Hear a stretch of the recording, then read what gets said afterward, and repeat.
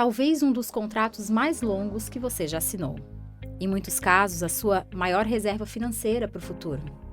Representa a sua segurança e a da sua família, e a possibilidade de realização de sonhos e uma aposentadoria tranquila. Tudo isso graças ao seu trabalho, ao seu esforço, à sua constância de contribuições e às contribuições da sua empregadora. Independente se você ainda está na fase de acumulação, ainda nativa, ou se já recebe benefício, a sua previdência complementar significa tudo isso que eu falei. É uma grande responsabilidade da entidade gestora dos planos de previdência e também da Previc, da Superintendência Nacional de Previdência Complementar, que é um órgão do governo federal vinculado ao Ministério da Previdência Social, responsável pelo licenciamento, orientação, supervisão e fiscalização das entidades de previdência complementar.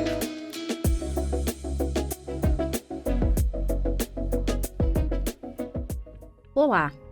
Hoje estamos aqui para esclarecer suas dúvidas, seus medos e combater a desinformação que circula por aí e te dar tranquilidade sobre os seus direitos. Para tudo isso, vamos fazer uma mediação conjunta. É com grande prazer que hoje estamos aqui com o nosso diretor de Seguridade, Roberto Elou, que vai ser a voz do nosso participante, trazendo aqui as principais dúvidas nesse bate-papo com o nosso gerente de investimentos, Leonardo Sancivieri, e o nosso gerente de Governança, Riscos e Compliance, Elcio Nóbrega.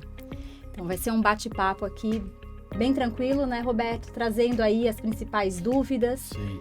Né, as dúvidas que têm chego lá na Elos, através do nosso atendimento. Enfim, em momentos de mudanças, muitas especulações acontecem. Então, para manter a tranquilidade e a confiança, é importante que o nosso participante entenda as regras, saiba os seus direitos, escute as fontes oficiais de informações. Então, eu acho que esse vai ser um momento importante, principalmente para a gente mostrar como é que funciona todo esse regramento da Previdência Complementar, o processo decisório, para trazer essa tranquilidade nesse momento. Bom, com certeza, Vivi. E uma boa tarde a todos vocês. E realmente é importante esse nosso bate-papo, né, que eu tenho recebido muitas ligações de participantes e o tempo todo, né, interagindo com eles. E esse canal aqui nosso é importante porque a gente tira algumas dúvidas, né, de participantes. E eu procurei aqui anotar algumas perguntas. Claro que tem muitas, né, que a gente pode abordar em outro momento, né. E a gente tem passado, como a Vivi falou, a gente está passando por várias transformações, né. Isso preocupa bastante o participante, mas a gente tem divulgado bastante nosso site e é isso. Né, estamos participando agora de um projeto, está preocupando muito, né? Além de a gente estar divulgando, né, ao participante, mas sempre fica dúvidas, né? A gente está passando por um projeto de otimização das previdências, né? Do grupo Eletrobras, né? O que será isso, né? Será uma junção das 5 entidades, né? E onde né, os planos de previdência da Eletrobras, né, e de suas subsidiárias, né, em uma única entidade gestora, né? Inclusive ela já foi criada, o estatuto já aprovado pela Previc, né? Em outro momento será mais divulgado, mais à frente, né? E eu procurei fazer aqui algumas perguntas. Eu vou começar a fazer uma pergunta aqui pelo Elcio, né? São dúvidas de muitos participantes, inclusive até a nossa aqui, né? A gente pode debater. Eu começo por aqui, então, Elcio. Como esse movimento, né? Essa transformação, essa união né? Como esse movimento ele interfere na regra dos planos e nos direitos dos participantes ativos e aposentados? Essa é uma dúvida muito grande deles, né? A preocupação deles, né? Então, boa tarde a todos, né? Então, já foi direto ao ponto. Então, se a maior preocupação é o que acontece com os participantes, eu acho que primeiro é ressaltar isso que você já trouxe, né? Então, o primeiro ponto, o que está sendo discutido nesse momento? É a estruturação de uma nova entidade, a Eletrobras Prev, aprovada pela Previc.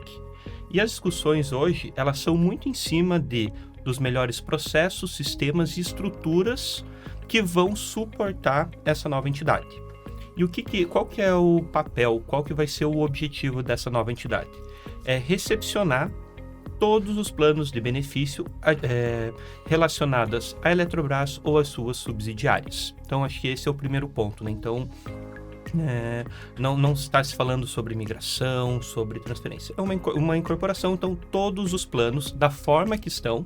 Então, pense, o participante está lá no BD hoje, recebendo o seu benefício. Independente se tem desconto ou não tem, né? Eu sei que uma preocupação muito é déficit ou se não tem déficit. Então, da forma que ele está recebendo hoje, com seus direitos e suas responsabilidades, vai ser transferido para uma nova entidade. O que é essa nova entidade?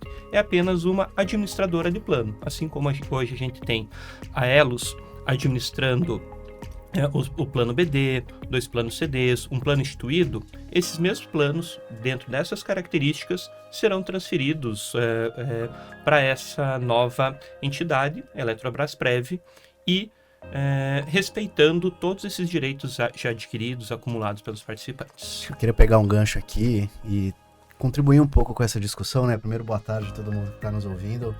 Esse movimento, né, Beto, ele não é uma novidade no segmento de previdência, né? A gente tem exemplos de outras entidades ao redor do Brasil, né? Tem uma em São Paulo, uma no Nordeste, que já passaram por processos semelhantes a esse, óbvio que em magnitudes diferentes, né? Mas essa junção, ela não é novidade, né? Isso, na minha concepção, busca justamente o ganho de eficiência, né? Porque quando você tem um maior volume de capital, por exemplo, investido, né? A junção, como o Elcio falou, das melhores práticas, isso vai refletir para o participante, para quem está nos ouvindo, um serviço de melhor qualidade, né? Eventualmente até mais barato. Isso é muito comum, né? Inclusive nas empresas fechadas, né? Então, acho que a fala aqui é muito mais para trazer para quem está nos ouvindo uma tentativa de tranquilidade, né? Porque isso vai ser salutar aí para todo o processo. E eu acho que é importante também a gente dizer que nós 3 aqui, né, o Elcio, o Léo e eu, estamos nos grupos técnicos, né, desse projeto de otimização das previdências da Eletrobras. Então, o que também nos traz também tranquilidade, inclusive para passar para o participante. Então, essa discussão que o Elcio falou das melhores práticas, de montar uma estrutura, né, que seja mais eficiente, o que o Léo falou do ganho em escala. Então, tudo isso está sendo discutido nos grupos técnicos. Então, existe um grupo de governança, um grupo de investimento, de comunicação, um de RH, e todas as entidades estão participando desses grupos e contribuindo, né, para a criação dessa nova entidade. Então, a discussão é exatamente essa. Melhorar a eficiência, né, ganho em escala, enfim, para o participante, no que a gente tem discutido, né, são só ganhos. E a manutenção do regramento do plano, dos direitos que ele já tem. Então, isso é importante porque existe muita desinformação circulando, né? O Roberto sabe bem, nos grupos de WhatsApp, né? Muitos vídeos aí sensacionalistas, enfim, acho que é importante trazer essa tranquilidade. E continuando ali, as pessoas têm os participantes, né? Têm essa preocupação também nessa fusão de planos, né, de entidades, as regras poderão ser alteradas? Essa é uma das preocupações, né?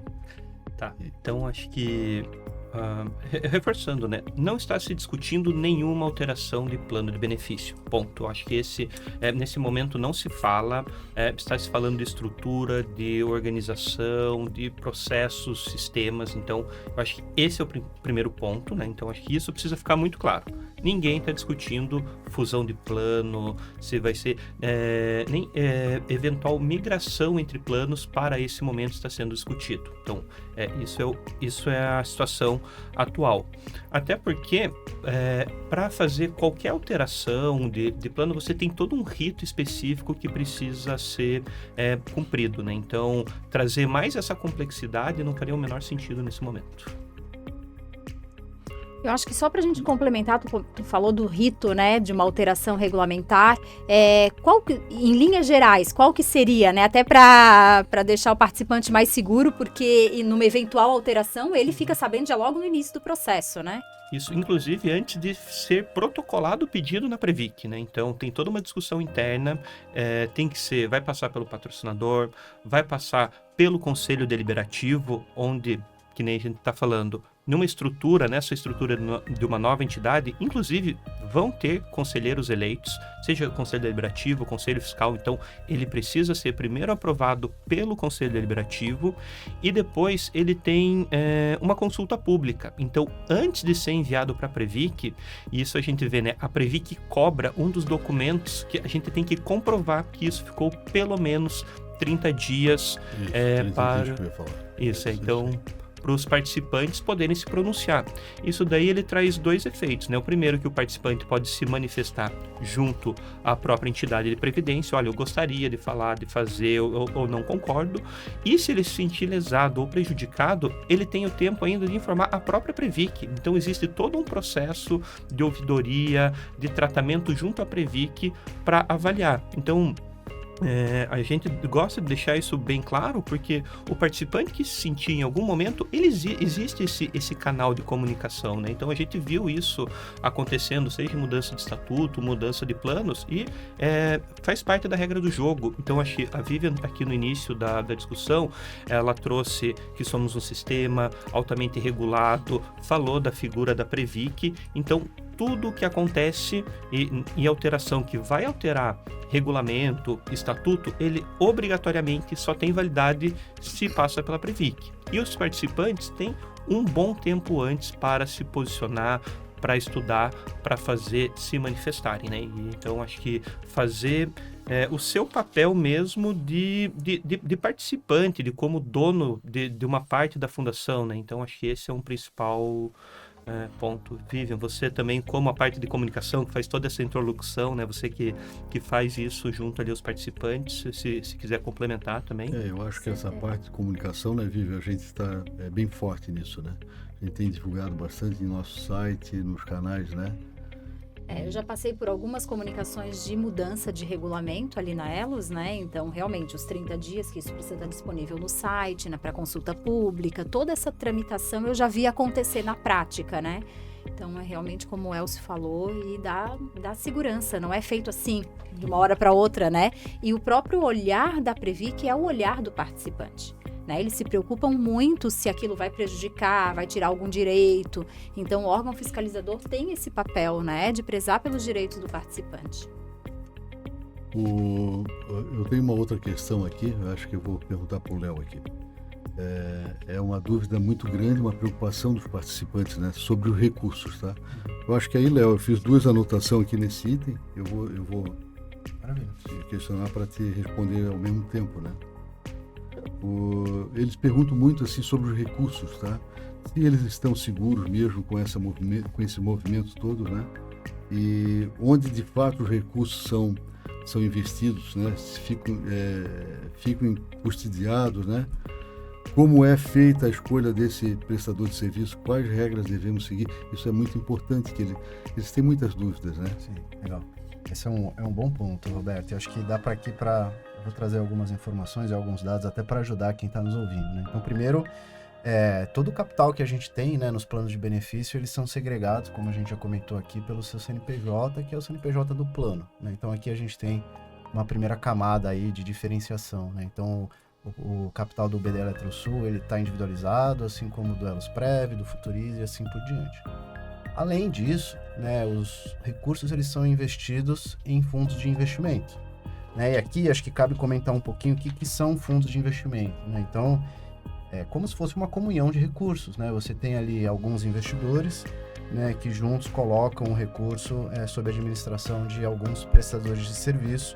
E quando a gente olha a estrutura dos fundos de investimento, tem alguns prestadores de serviço que são essenciais, descritos inclusive na lei, né? Então você tem ali o administrador do fundo, o gestor do fundo, o custodiante. Então são esses 3 grandes principais players, né, que são ali responsáveis por essa gestão. E aí, eu acho que vale comentar aqui um pouco sobre isso, né? A gente tem então primeiro as instruções e as leis que esses prestadores de serviço precisam seguir, que aí são regidos ali pela CVM, no caso, né, que é a Comissão de Valores Mobiliários. A norma principal é 175, né, que é o número da norma, CVM 175, que traz todo o regramento. Então, como gestor, administrador, custodiante, precisa, né, seguir as regras, etc., para que o recurso seja bem administrado e bem gerido. Isso são regras comuns para todas as entidades. Todas as entidades, todos os fundos de investimento no Brasil. Hoje a gente tem em torno de 9 trilhões de reais em fundos de investimento. Né, os gestores seguem essa regra aí prevista na 175. E, né, além disso, né, você comentou, Beto, na tua pergunta sobre a custódia, né, o custodiante. Aqui vale comentar também, né? Então a gente tem a camada, eu falei a camada dos fundos, a camada do CNPJ do plano, e agora a gente entra na camada do administrador ou do custodiante, né? Então vamos lá, os fundos de pensão por força de lei, e aí assim na lei das entidades de previdência complementar, precisam ter um prestador de serviço para fazer a custódia. E o que é a custódia? É a guarda do recurso, né? Assim como o nosso dinheiro da pessoa física. Alguns deixam no colchão, né? Mas não é usual. A maioria das pessoas tem um banco, né? Onde deixa ali o recurso guardado, né? Nós aqui, fundos de pensão, também temos isso, né? Hoje a gente tem um prestador de serviço, que é o Itaú, que é o nosso custodiante, né? Então, até para trazer aqui um pouco de cor para quem está nos ouvindo, eu comentei ali um número, são 9,5 trilhões de reais no mercado brasileiro, que são administrados, custodiados por prestadores de serviço, assim como o Itaú, né? Então você pega ali, os 50% desses 9,5 trilhões estão concentrados nos grandes bancos. Você tem Bradesco, Itaú, BTG, Caixa Econômica, né? Que são as empresas que fazem a custódia, a guarda desse capital, e o nosso capital, dos nossos planos e dos nossos fundos, estão custodiados com eles, né? Então, veja, a gente tem, então, o segundo maior prestador de serviço do Brasil, né, fazendo a guarda e a custódia dos nossos recursos. Que dá essa segurança, esse valor não pode ser movimentado de qualquer maneira, né? Quando a gente escuta, não sei quem vai botar a mão no dinheiro, não é assim, né? Esse ponto que tu tocou, Vivian, eu também sou bastante questionado, principalmente participantes ativos e aposentados, principalmente, né? Por que nosso recurso, né, são investidos diferentes do que os ativos serem importantes?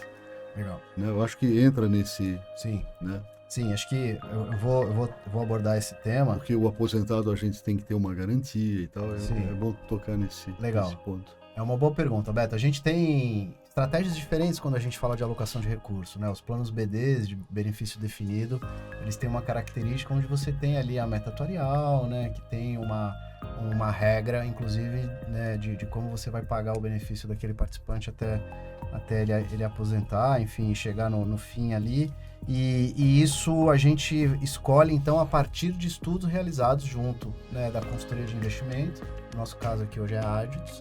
A Aditus, só para quem está nos ouvindo aí saber, ela é uma consultoria que atende 145 entidades de previdência complementar, a Elos é uma delas. Né, e com a ajuda delas, a gente faz os estudos, no caso dos planos BDs, que chama ALM, ou Asset Liability Management, de forma muito resumida. A gente considera o passivo, que é o quanto as pessoas vão receber até o fim da vida, e o que eu preciso ter do lado do ativo, do capital investido, para fazer frente a esse capital.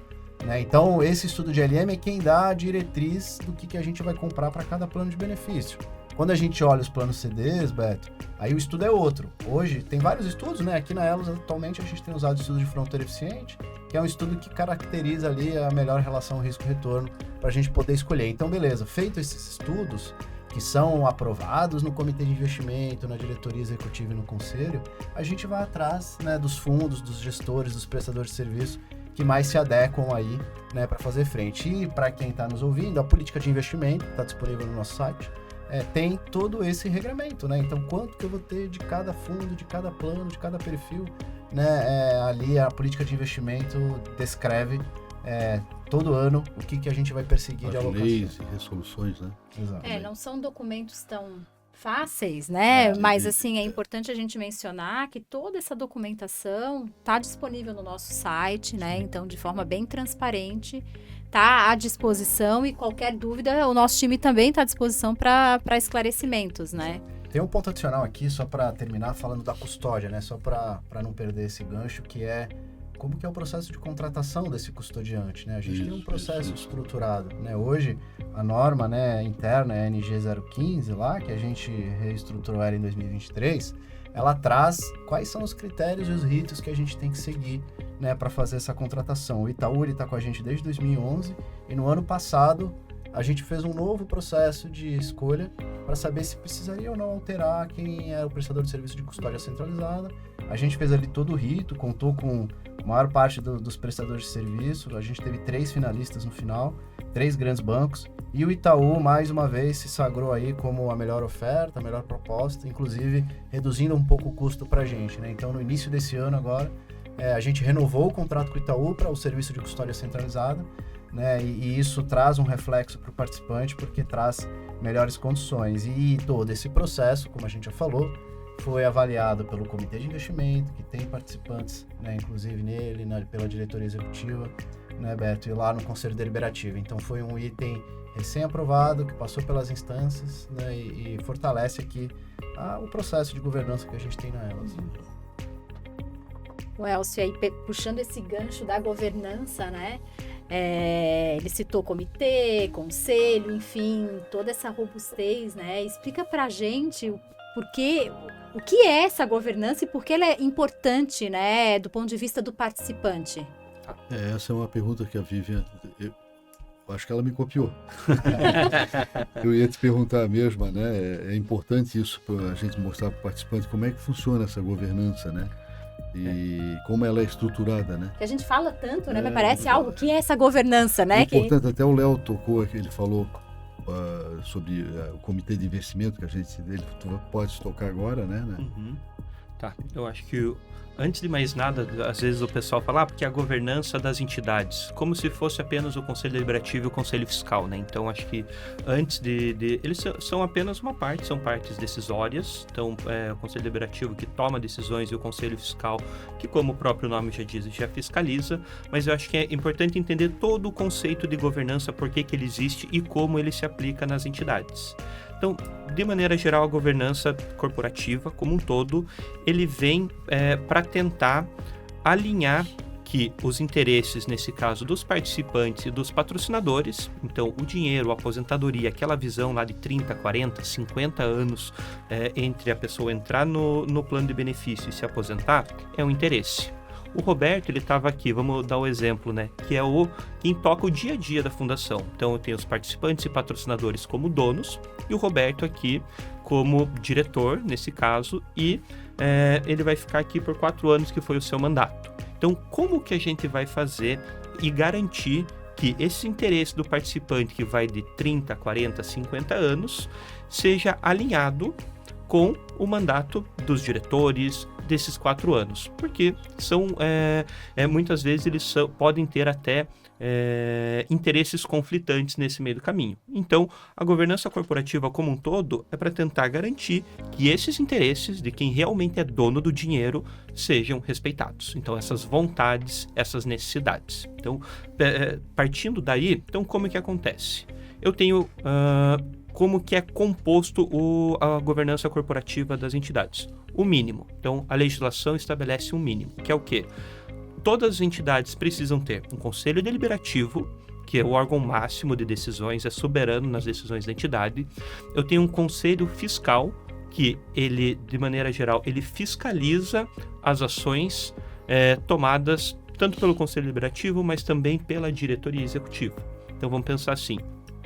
Eu tenho os donos, que patrocinadores e participantes. Esses donos, eles indicam representantes, então o patrocinador por indicação e os participantes aqui da Elos também por meio da eleição. Então vamos pensar, o Conselho Deliberativo, ele está para defender e traçar tanto estratégias e objetivos de médio e longo prazo e ele delega, ele manda a diretoria executar, diretoria executiva. Então ele toma decisões, só que também, além de traçar os objetivos, ele traça aquilo que não pode ser feito. Então, eu gosto muito dessa visão. A governança corporativa também, ele delimita a atuação. Então, por exemplo, para a questão de riscos. Então, o Léo falou ali que tem uma série dentro do processo de gestão de investimentos, tem que olhar riscos. Então, não adianta nada uma pessoa que ter dentro do plano que precisa do recurso, a diretoria falar, não, tem correr riscos desnecessários. Então, vamos lá. Então, o Conselho Deliberativo aprova objetivos, mas também dá limites. E isso por meio de instrumentos, políticas, normas. E você perguntou, né? Então, eu não falei ainda do comitê de investimento. Então, o conselho deliberativo, ele também pode, olha, a parte de investimento, ela é tão complexa, ela é tão importante para o funcionamento da entidade, que só a diretoria, talvez eu precise ter outras pessoas olhando. Então, ela coloca dentro desse processo decisório pessoas do investimento. E no nosso caso, a forma que a gente está estruturado, tem pessoas indicadas pelo patrocinador e também eleito pelos participantes, né? Então, a gente vai além daquele mínimo necessário, que fala só do representante dos participantes no Conselho Deliberativo e Conselho Fiscal. Temos dentro da diretoria e dentro dos comitês. Então, na Elos hoje a gente tem isso. Então, todo esse processo é para assegurar e para garantir que, primeiro, eu tenho esse alinhamento de interesse. Então, aquilo que o conselho delimitou ou colocou como objetivo, aquilo que a lei pede e coloca como limite, está sendo respeitado, e se a vontade e as necessidades dos participantes também vão estar. Então, eu fui um pouco longe aí tentando... Não. Foi bem legal.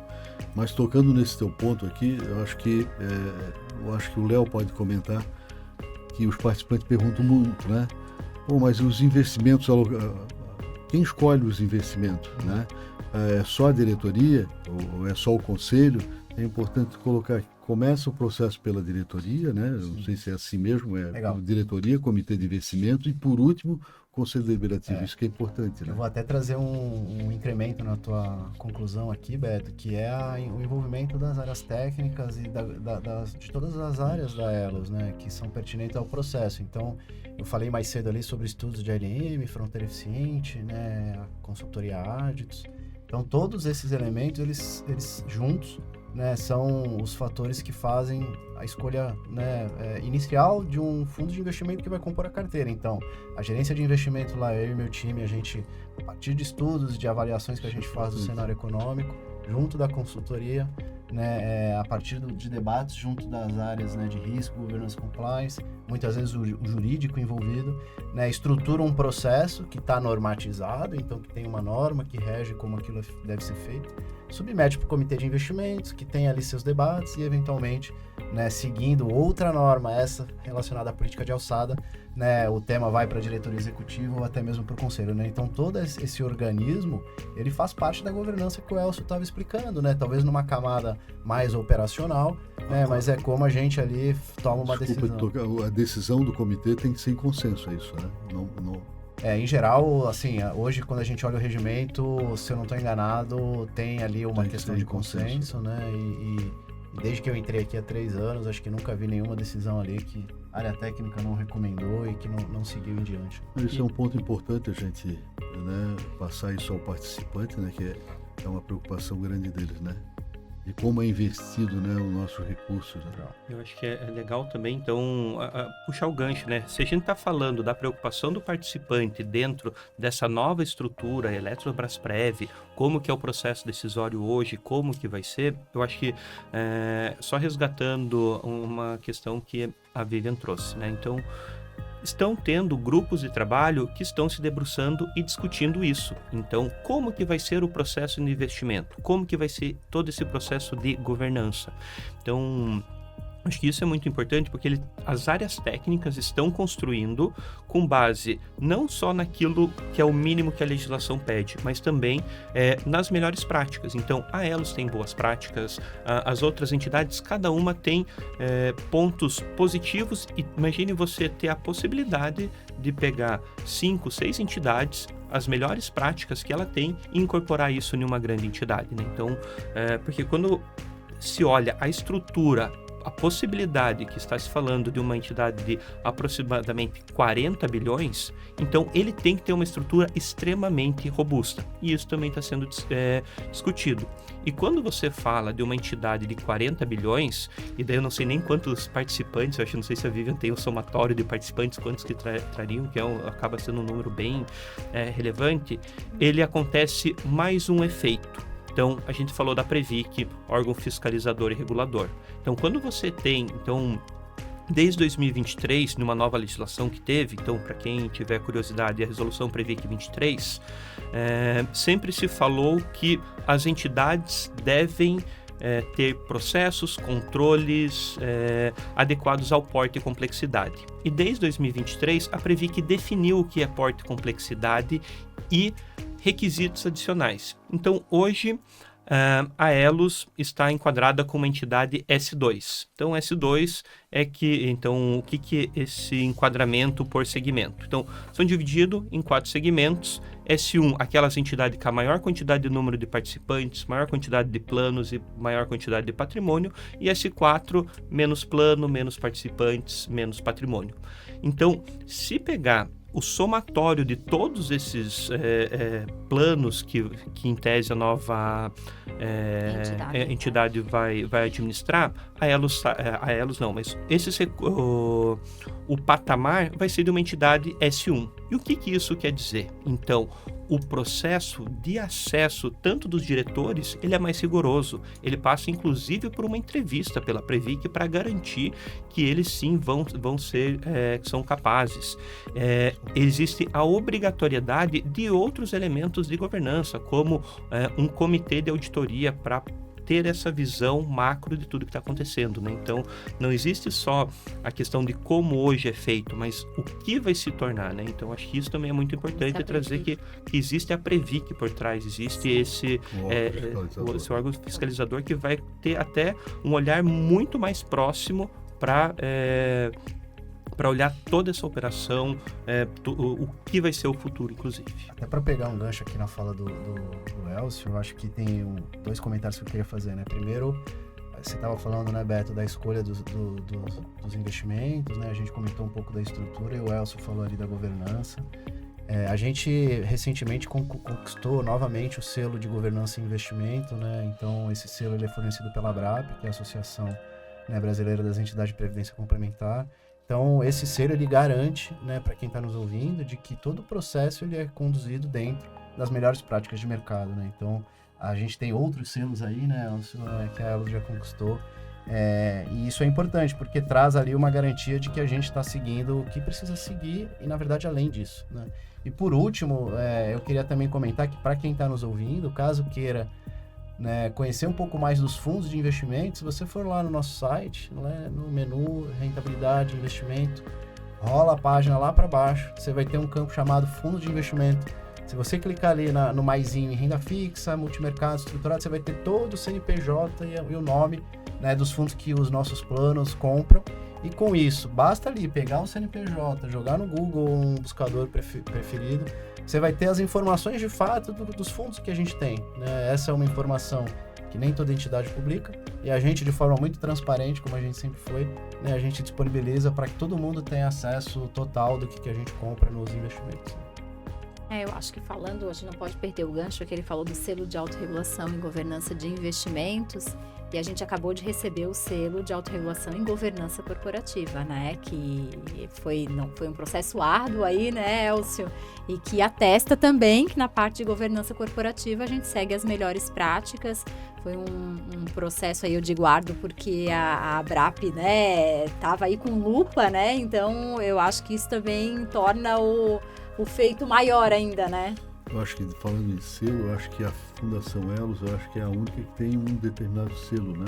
Ou eu estou enganado? São as ISOs, talvez as você esteja falando, né? A ISO 27001 e 27771. A única fundação que tem a segurança e privacidade de dados, né? É bem pontuado também.